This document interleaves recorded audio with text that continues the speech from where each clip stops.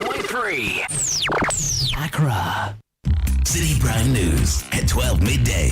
Update you on all the running stories and connect you to the newsmakers. Citi News.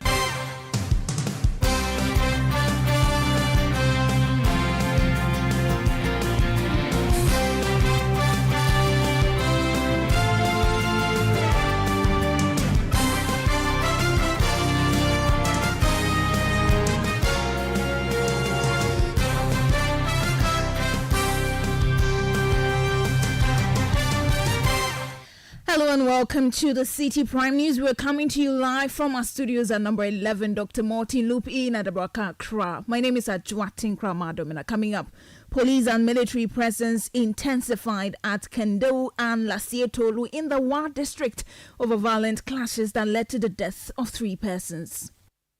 There is calm for now. Small officers, military, immigration, they're all over patrolling. Station that where the incident happened, the 2 communities. Also coming up, North Tongue Member of Parliament Samuel Okujeto Ablakwa to lead protest against sale of 60% stake in Senate hotels to a Greek minister's Rock City Hotel. Clearly, the president and his appointees don't want to stop the sale. And we are going to insist tomorrow that the president announces that they are backing out of this unconscionable transaction. Still in this bulletin, General Agricultural Workers Union predicts bleak future for Ghana's cocoa industry as it worries over a revelation that Ghana's first quarter cocoa revenue dropped by $500 million. At the end of the year, the aggregate revenue loss or decline that we'll be experiencing, it will be so colossal that it will affect almost everything of our economy, which is already in crisis. And later, Kennedy Japan's campaign team endorses decision by failed presidential aspirant to support Dr. Bawumia's campaign as NPP flag bearer amid criticism by a support group over this decision. I disagree if anybody have that assertion that based on the things Kennedy said, we should all not come on board to rally behind Dr. Bawumia. Stay with us for details of these and more stories coming your way in the next 30 minutes. Remember, the bulletin is live around the globe on citinewsroom.com, on Facebook. Find us on Citi 97.3 FM. Across the country, we are live on a number of affiliates in the Western region. This is Adrimpa 100.7 FM in Takwa Beach, 105.5 FM in Takrady. In the Bunu region, this is Greener 95.9 FM in Sunyang. In the Ashanti region, Adrimpa 99.9 FM in Inkarie. In the Volta region, tune in to Heritage 107.3 FM Hohoi. Freedom 88.1 FM Sugakope. In the Northern region, Radio Gaki 88.3 FM in Saboba. In the Upper East region, this is Quality 88.7 FM in Garu. And in the Northeast region, Nobia 98.1 FM. Please stay for details. Citi Prime News at 12 midday. Update you on all the running stories and connect you to the newsmakers. A very warm welcome to you this afternoon. Let's begin from Wa. And the Wa District Security Council has intensified police and military presence in Kandeo and Lasietolu following a violent clash over the weekend that resulted in the death of 3 persons and injury to multiple others. The confrontation between the inhabitants of these towns in the Wa West District of the Upper West region was triggered by a dispute over traditional practices. A shootout ensued, leading to the fatalities and injuries. In an interview with Citi News, the chairperson for the Wa Dissect, Vida Durote, stated that the increased security presence has successfully restored calm to the area. There is calm for now. Small officers, military, immigration, they're all over patrolling. Station that where the incident happened, the 2 communities. Some of the men are stationed at the last year, some are stationed at Kando. And then the patrols are ongoing. We don't hope there will be any clash again. We're going, and then once we are hoping that there shouldn't be more other clashes. Has Dissect engaged the leadership of the 2 factions? And have they committed to peace in the community? Yes, not actually engage the leadership of the 2 factions. But we want the tension to go down a bit. before we can engage the leaders of the two factions. But tomorrow, that is meeting. We are having an emergency meeting. That was Vida Dorotesh's District Chief Executive for WA West in the Upper West region. Now, organizers of the Hands Off Our Hotels demonstration are set to protest the sale of a 60% stake in 6 hotels owned by the Social Security and National Insurance Trust SNIT tomorrow, June 18. The Member of Parliament for North Tongue, Samuel Okujeto-Ablakwa, a convener of the demonstration, has already petitioned the Commission on Human Rights and Administrative Justice charge against the sale to Agric Minister Brian A. Champon. Mr. Ablakwa argues that selling state properties to government officials is an abuse of power. Now, addressing the media today, Okujeto-Ablakwa stressed that a key demand in their petition to President Akufo-Addo during the protest is for him to immediately halt the sale of the hotels to Brian A. Champon. Seen in our petition that we insist that President Akufo-Addo should immediately stop the sale of our SNIT hotels. We want an immediate declaration from the President, because since we started this agitation, all the President has done is to ask organized labor to go and meet the Employment Minister, to go and meet the SNIT board, at which meetings, as organized labor has told us, these appointees of the President try to convince them to agree with them for the sale to go ahead. So clearly the President and his appointees don't want to stop the sale. And we are going to insist tomorrow that the President announces that they are backing out of this unconscionable transaction. We are also demanding that state assets should no longer be sold, particularly the profitable ones. Historically, since 1966, the sale of state assets have not been in the supreme interest of Ghana. If we have made mistakes as a country since 24 February 1966, when over 300 industries that Kwame Nkrumah established have been sold, all of them have now collapsed. Member of Parliament for North Tongue, Samuel Okujeto-Ablakwa. Meanwhile, the Public Relations Officer of the Trades Union Congress, Nayeli Adefio Setre, declared support for the protest and reiterated the demand for public officials to stay off the hotels. Was far from the case. And so this is a national call for all of us. We must be interested in this. We must be interested because I don't want to work the whole of my, how many years, over 40 years life and go on retirement a pauper. Because indeed that is the age where you need to visit the doctor. Just like, at the geriatric age, you need to be seeing your doctor just like a pediatric would have to. So this is a call for all of us. Ghana for Mummy and Sorry Waka, because this is not on. It's been said clearly, hands off our hotels, and not just our hotels. All those lands that are being sold, please stop. Why? What do you want? You heard the Public Relations Officer of the Trades Union Congress, Nayeli Adefio Setre. Let's move away from that story now. The General Agricultural Workers Union, GAWU, says Ghana will record a significant drop in revenue generated from cocoa by end of 2024 if measures are not instituted to address challenges in the cocoa sector. This concern comes after a Bank of Ghana report indicated that Ghana lost $500 million in the first quarter of the year due to illegal mining activities, swollen shoot disease, smuggling of cocoa, and unfavorable weather conditions. While speaking to Citi News, the General Secretary of GAWU, Edward Karawe, while expressing worry over the situation, called for the institution of measures to curb a further decline in cocoa revenue. To hear that cocoa revenue has dropped in such a manner significantly gives us a lot of worry. But it also underscores the fact that if you look at all the factors that has led to the drop in the revenue, which has to do with galamsey, climate change, swollen shoot diseases, and then smuggling. Out of these factors, 3 of them are man-made, are within our control, except the climate change. Even to some large extent, the climate change is also attributed by us. So you can see that it's a worrying situation, and If we need to reverse this trend, then of course we have to deal with the three factors. That is the galamsey, smuggling, and also deal with the swollen shoe disease. So it's very unfortunate, and it's not pleasant information at all. And if for the first quarter of the year we've had such a huge decline in revenues coming from cocoa, then you can now imagine at the end of the year the aggregate revenue loss or decline that we'll be experiencing. It will be so colossal that it will affect almost everything of our economy, which is already in crisis. That was Edward Kara. He's General Secretary of the General Agricultural Workers Union, GAWO.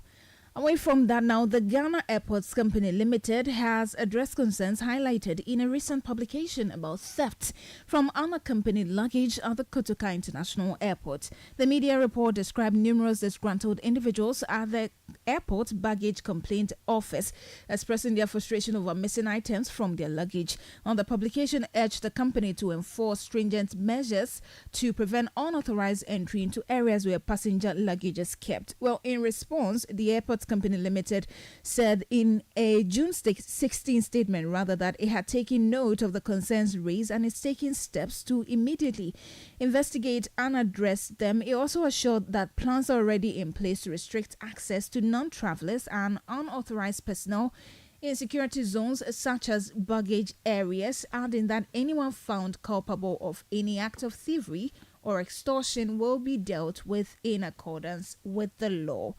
Now let's do some politics, and some members of the Kennedy Japan's campaign team from the New Patriotic Party primaries have expressed their support for his decision to back Dr. Mahmoud Bawumia for the 2024 polls. Kennedy Japan recently participated in the It Is Possible tour in Kumasi, where he rallied support for the NPP flag bearer. Well, following this, Ken Japan urged his supporters to work towards the NPP's victory. Reacting to this, Oliver Mwakwe, spokesperson for the Kennedy Japan team, stated that the appeal is a step in the right direction. Once we are done with the campaign, I disagree if anybody have that assertion that based on the things Kennedy said, we should all not come on board to rally behind Dr. Bawumia. All those things were part of the campaign strategies because you need to sell your message to make you the ideal person in the sight of the electorate, which we did say that for me, Kennedy was the best option for Ghana, looking at the times and season in which we are. But the other people also believe otherwise. Few that no, Dr. Bawumia at this material moment would do the MPP a lot of good in terms of its candidature. And so he won. And Ken came second. So for me, I believe that whatever we said in campaign, we have done with campaign. And so we are moving on. Now we are trumpeting the positive of Dr. Bawumia to the extent that we will make him appeal to the electorate for 2024. So I do not agree to that assertion that based on the things he said, if he's coming on board, then it means that he's going against his own words. I hear people talk about those things. Oliver Mwakwe is a spokesperson for the Kennedy Japan campaign team. Now, the governing New Patriotic Party and opposition National Democratic Congress in Mankraso are accusing each other of abandoning an AstroTurf project in the Ahafo Southwest constituency of the Ashanti region. The multi-purpose pitch is said to be the only community pitch serving as a ground for funerals and other social activities, including major sporting events in the area. The project, which is said to have started before the 2024 NPP parliamentary primary, has since come to a halt after the grading of the surface of the football pitch. According to the assembly member of the Mankraso Betom electoral area, Paul Amegboy, the project was abandoned right after the NPP parliamentary primaries, and efforts to seek its progress have proven futile. It has been months, if I'm not lying, 7 to 8 months now. When one day we went to assembly and they promised us that they are coming to upgrade the park into AstroTurf Park. So we're all happy. I even went to praise the government of the day on our information service that this is the good news that I have heard, and I have to come and put it before my people. There were a lot of jubilations, but after that, it was months after that decision was taken, a grader came here, worked. Unfortunately, even the grader could tell you the progress of this work, because the grader that was here was like my grandmother's mother. That works for 2 days, breaks down, gets repaired for 2 weeks. After their parliamentary primaries, that was the last time So if somebody tell you that this is about a month or 2 months or 3, no. And this is the only park that serves the community. Paula McBoy is the assembly member for the Mankran-Subetom electoral area. Well, the NDC in the area, however, sarcastically went to the pitch to plant plantain suckers to support the NPP government's Planting for Food and Jobs program, since work was not progressing anytime soon. The NPP parliamentary candidate for the area, Elvis Osei-Mensah-Dapaah, has been offering explanations on why the project has delayed. For this park, as I know, we have a challenge, and it's a simple challenge that concerns about the slope. It is well tilted from top to the down. So we had that challenge. To be precise, I can say that slopey issue is no more there. We now have the flat land or the surface. And you were asking about how it is abandoned. But, now we live in the political world. The first day machine got to this particular field, it remained for about a week before we were able to work with the machine. In the NDC, they sent their men or their metro men, either they will steal battery, they will find means of cutting holes. Everything about this machine is hydraulic. And let's consider the nature of this particular park. You heard Elvis Osei-Mensah-Dapaah. He's the NPP parliamentary candidate for the Ahafo Southwest constituency. You're still listening to the Citi Prime News. When we return, we'll bring you a story highlighting challenges faced by teachers posted in rural communities in the country. Please stay for details. Citi Prime News at 12 midday.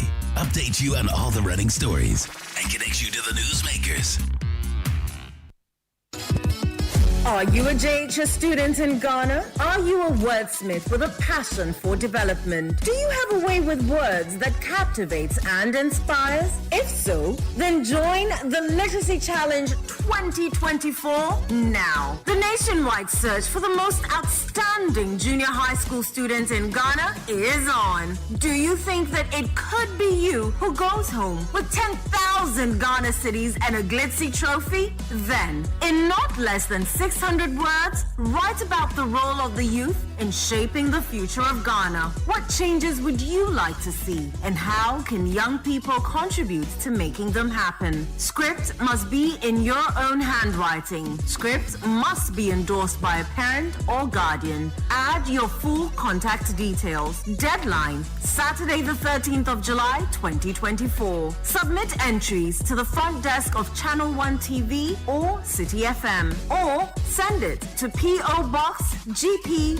14123 Accra Central. For inquiries, call 0205 973 973. The Literacy Challenge 2024 is powered by Channel 1 TV, supported by Citi FM, and is sponsored by Ghana National Gas Company, Alive Soap, Fortune Spread, Ribby Biscuits by M4 Foods, and Prospectus Ghana Limited.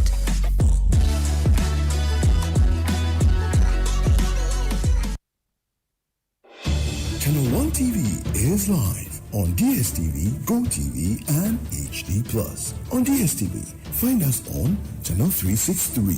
On GoTV, we're on Channel 117. And on HD+, get us on Channel 108. On a digital TV, run a new search. But take note that without an antenna, you cannot access Channel 1 TV. Channel 1 TV can be accessed on any free-to-air digital box, like the DSTV and HD+ boxes. Channel 1 TV, telling your story, empowering change. Citi Prime News at 12 midday. Update you on all the running stories and connects you to the newsmakers. Thank you for staying with us. Now let's talk to you about the challenges faced by teachers in rural areas, because despite their crucial role in shaping the future of the economy, many educators are reluctant to accept postings to these remote locations due to significant hardships. Citi News' Akosi Ochiri has more on this pressing issue and calls from stakeholders in the education sector for incentives for these educators. I have decided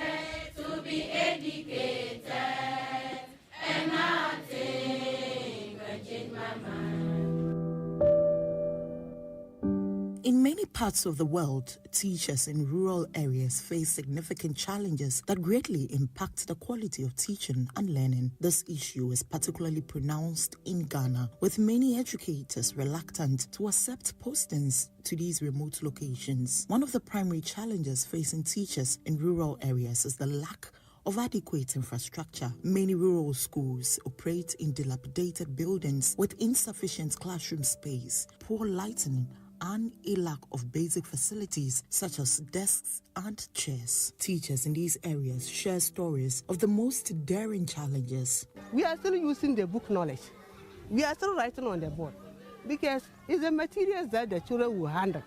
And you will sit down or you will stand somewhere and just instruct them what to do and what to do for that lesson. Now, no materials. Now, when we want to teach, we use our phones to find out information before we can teach. Kennedy, for instance, has to embark on a deadly journey to teach. You'd have to walk in water, and sometimes you see snakes swimming on the water. And you don't have a choice, because when you tell your supervisors that, because of the level of the water, you need to take some days off, they tell you can wear Wellington boots, and so you just have to go to school. So sometimes you see snakes staring at you, but you don't have a choice. You just have to go to school, else you lose your job. When we were posted, my mates will be like, after going to school and ending a first class, look at where you are teaching, look at where a second class lowest teacher is teaching. That's the way we tease ourselves. And most of them, when they post them there, they tell you, if I accept this posting, change my name. So it's now 2 minutes past 2 p.m. I left school at exactly 7 minutes past 1. And I'm now getting to the bridge connecting my school, the community where I teach, to the community where I live. And that the time difference alone should tell you the distance I walk on a daily basis to and from school. This is the state of the bridge that connects the two communities. Education think tank Africa Education Watch states that their data reveals these challenges contribute to poor performance in these areas. If you look at the national standard test that we are doing, the very fact that almost 50% of children are not attaining the minimum standards in reading and numeracy and then literacy. Most of these children are from the underserved areas. So you go to such underserved areas, most of them cannot even identify letter sound or even identify the name of letter or carry out simple addition or subtraction. So it's already with us, the learning disparity. If you go and look at our BEC data, while the national data may be looking good, the devil is in the detail, in the sense that if you want to trickle down to district level and then go down to school level, you can see some schools scoring as much as 0% in BEC. And then we have schools that on the national standard test scoring as low as 0% also, with no student attaining minimum level in literacy and numeracy. So there are a number of schools in underserved areas, and clearly that's a testimony that we are not creating equity in our education system, not only in access but also in terms of learning outcome. Despite standing agreements for teachers in Ghana to receive incentives, these have not been implemented. Former President and flag bearer of the NDC, John Mahama, has promised to provide teachers in rural areas with an incentive of 20% of their salary if he is elected president on December 7, 2024. And so it makes it even more difficult if they have to pay transport to and from work. We'll have other incentives which will encourage teachers who go and serve in the rural areas. When I spoke with the teachers' unions, we agreed that finally we'll do the mapping out of which schools are considered rural schools, and teachers who agree to serve in those schools will get a 20% allowance of basic salary. But is this move feasible? Over the years, there have been lack of fidelity in implementation. But as to whether it can be done, indeed, it can be done, because if you have about 75,000 teachers in such areas, those underserved areas, and you want to take an average base grant for teachers, the president or Mahama would have been needing about 3 million a month to be able to carry that. So I don't see that as something that is far-fetched or something that cannot be done. It's attainable. The Ghana National Association of Teachers, NAT, has expressed concern that if this long-standing promise is not implemented, there may soon be no teachers willing to work in rural areas. Those who want to go to the teaching profession, let them go there as a calling. It is like somebody who has decided that I want to become a priest, a Catholic priest, a Catholic sister, a reverend sister, and older. They go there as a calling. When we get to a stage where people go into what they do into a calling, as a calling rather, with the motivation so strong, what is going to happen is that we are being intentional about what we want, and the intended outcomes will be very, very good. The most, will I say difficult, or statement that will always come, when we get a good job doing, or we get a good job to do, we will leave the teaching profession. So it means that even though they are in the teaching profession, that is not, and therefore the government will have to be very, very intentional about the future of this country.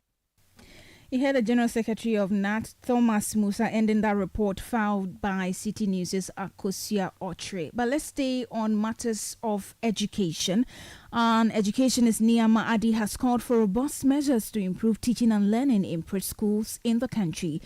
This recommendation follows comments from Professor Adoma Samoa, who highlighted that 53% of 10-year-old children in Ghana lack proficiency in literacy and numeracy. In an interview with Citi News, Niama Adi emphasized the need to strengthen basic education through rigorous monitoring and evaluation in public schools. Now we're falling short of basic education.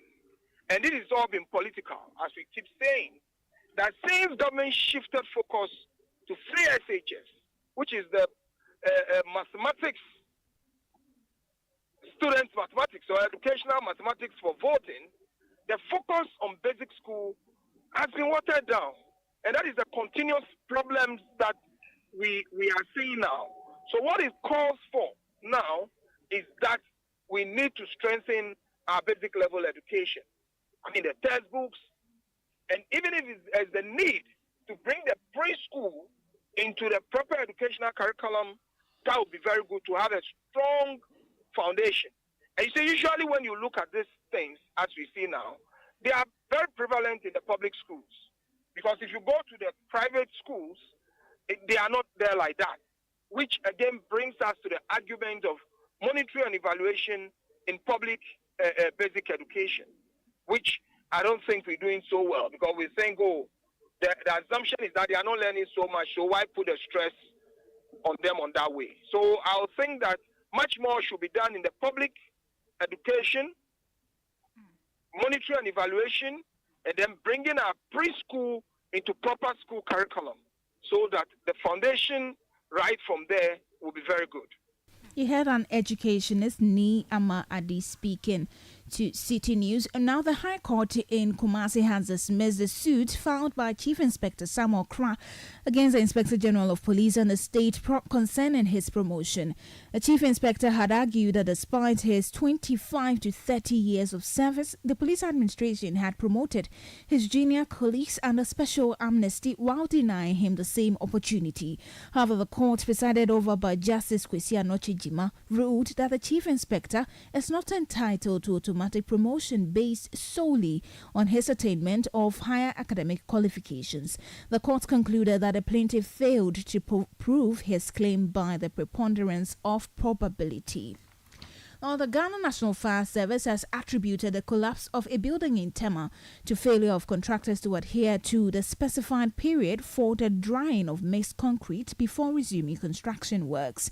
Portions of a residential one-story building under construction collapsed at Tema Community 22 over the weekend, leaving a 33-year-old carpenter dead and others hospitalized. While speaking to Citi News, the head of the Public Affairs Unit at the Ghana National Fire Service, ACFO1 Timothy Safuefum, says contractors hastily resumed construction without properly allowing the concrete to dry.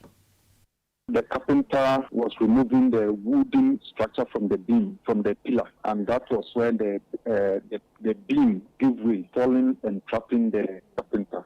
And so we moved in quickly to remove him from the place that he was trapped. Unfortunately, he died. And so he was a 33-year-old man who had gone there in the morning to get something for himself and his family. You heard ACFO1 Timothy Osafuefum. He is the head of the Public Affairs Unit at the Ghana National Fire Service. And that brings us to the end of the holiday edition of the Citi Prime News, which has been live from our studio at Adabraka in Accra. For more stories, please log on to citinewsroom.com. My name is Adjoa Tenkrama Domina. Thank you for listening. Good afternoon.